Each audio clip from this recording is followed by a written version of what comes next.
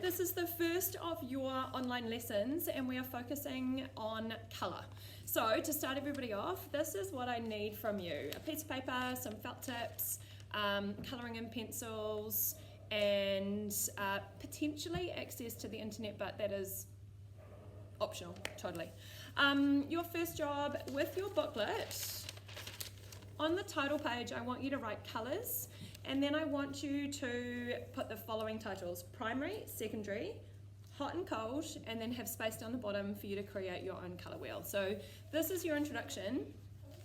I want you to actually draw it. I don't care about spelling. I think your parents will check that at a later point.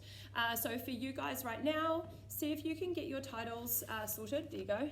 I don't know if that's backwards or not. See if you can get your titles sorted. Use your colouring pencils to put the right colours underneath the right titles. Play around with hot and cold and getting that right. And then I will check back in for your next activity. Okay, so this is what you should have on your page.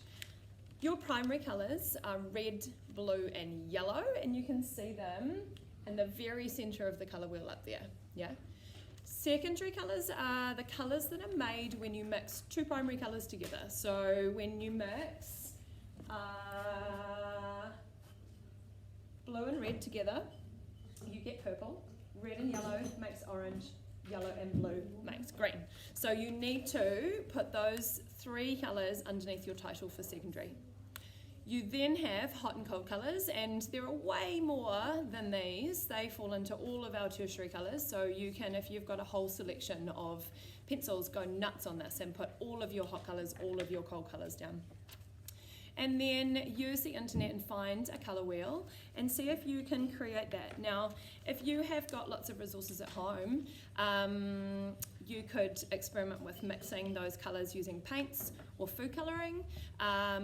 You can make cupcakes and paint them with all the different colours. You can get really creative just with those basic things using colours to start you off.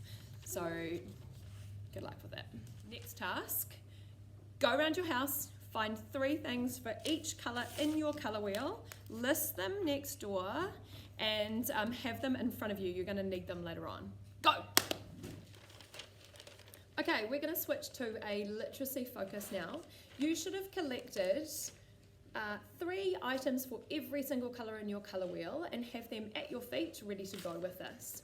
I want you to list each one of your 3 items next door to your colour wheel, and then turn the page, and we're going to write a list of these items again, but this time we're adding adjectives or describing words to describe the items you've found. So as an example, I have got a slim fluoro felt, yeah? And I would do that for every single one of my items.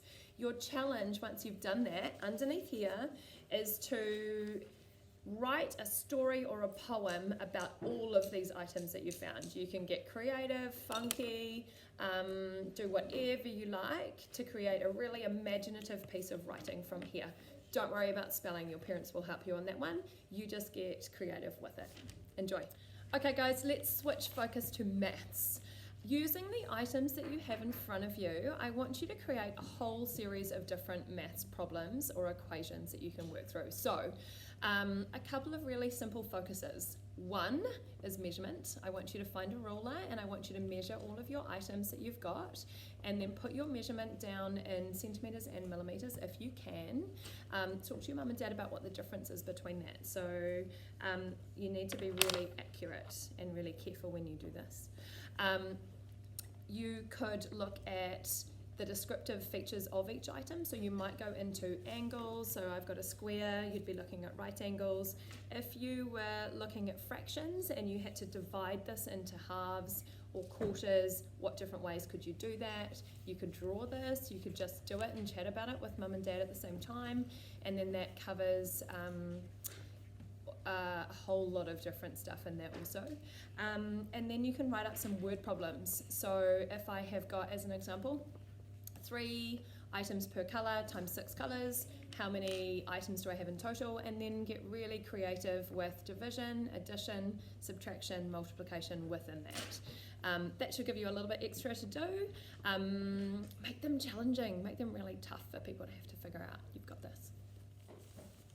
Okay team, last challenge, and it's an art one. I want you to trace around your hand and draw lines across it in all different angles. From there, you are going to colour in each individual shape with hot colours for the hand and cold colours for the background. So it should look, or start to look, something like that. Second art challenge, I want you to Google Mondrian. Find a piece of artwork that you love of his. He's famous for using primary colours, black lines, white spaces. Talk about it with a family member, what you can see, what you think about his artwork, and research a bit of information about him and what he's famous for. Enjoy.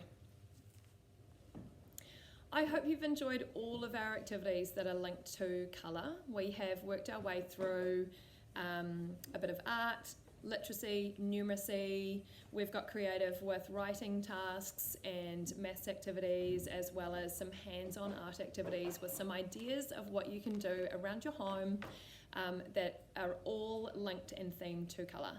So enjoy all of the activities. Don't forget to reach out to family members, share what you've been doing, connect with other people, and compare what you guys have been working on. It's super important.